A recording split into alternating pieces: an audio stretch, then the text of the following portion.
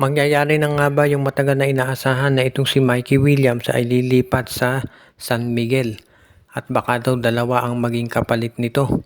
Posibleng ibigay daw ng San Miguel si Andreas Cahilig at isang first round draft pick para dito kay Mikey.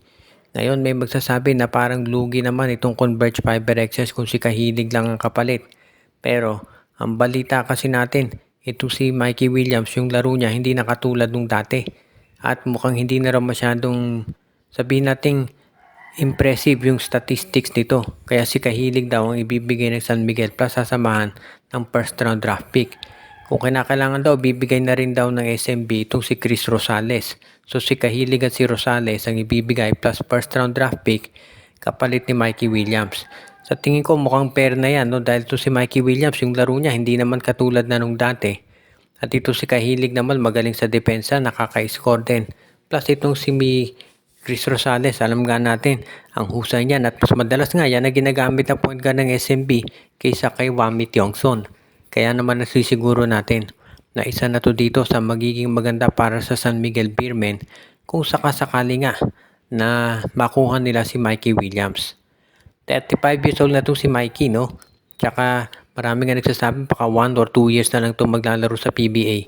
So parang ito na yung last chance talaga na maipakita niya na deserving pa siya. At ang San Miguel parang nag-take din na yung risk sa pagkuha dito kay Mikey dahil alam nga nila na hindi na tumatat yung peak ng career nito sa PBA, yung prime niya, no?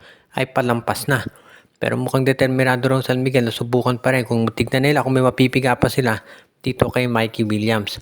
Ngayon, kung ikaw naman itong Converge at makukuha mo itong si Cahilig, abay role player yan. Plus of course, magiging maganda tulong yan para dito sa Converge.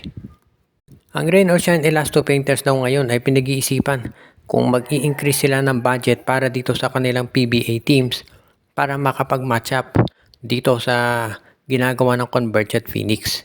Kasi sa ngayon, no, itong Converge at Phoenix, alam natin na nagdagdag ng budget yan. Actually, itong ang Phoenix kumuha ng bagong financial backer. At syempre, ito naman Converge. Malalim yung tinatawag na pondo niyan. Kaya hindi magiging problema yung pag-acquire nila ng mga magagaling na mga player.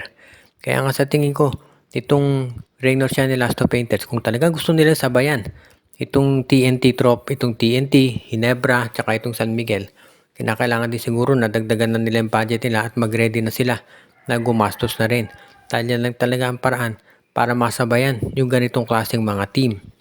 Kung sa bagay, alam naman natin na hindi biro yung magbuo at mag-maintain na isang PBA team. Literal na milyones ang gagastusin. Pero kung talagang porsigido sila na gumawa ng hakbang, sa tingin ko magiging maganda yan para dito sa kanilang lineup. At syempre, mukhang ito na talaga yung makakasuporta dito sa kanilang roster para maging isa na yan dito sa mga teams na gagawa nila ng paraan. Ngayon, kung sa bagay, ito namang lineup nitong sabihin na natin, Rain or Shine, malakas naman. Nadali lang sila ng injuries nung nakalaang conference. Pero mas maganda pa rin syempre kung magkakaroon sila ng iba pang mga players na makakatulong para naman maging mas malakas at mas matindi yung palalabasin nilang pakikipaglaban para dito sa Corona.